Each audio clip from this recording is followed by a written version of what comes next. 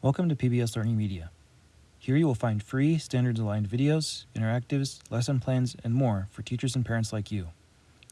This tutorial will focus on using interactive lessons. Interactive lessons are online modules developed by PBS stations that contain a wide range of lessons that students of all levels can work on independently and complete at their own pace. The ability to create an interactive lesson is currently limited to PBS education staff only. Interactive lessons can be found by using the resource type filter on the left side of the search results page. You can also use the type filter when browsing by subject or grade.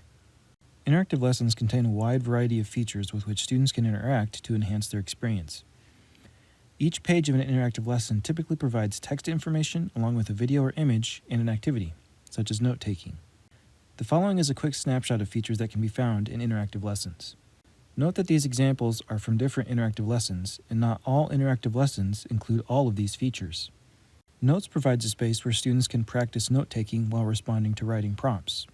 Arrange It provides a graphic organizer that helps students understand relationships between and/or among core concepts. Chart It provides a graphic organizer that helps students organize and sort information. Highlight It provides a visual highlighter that helps to identify words or passages in response to a prompt when doing a close reading. Infograph It lets students create free-form visual presentations using images, text, and shapes. Match It provides a fill-in-the-blanks tool that helps students practice vocabulary. Organize It provides an outlining tool that students can use to prepare a final essay. Review It provides a multiple-choice quiz that helps students check their knowledge and understanding of a lesson.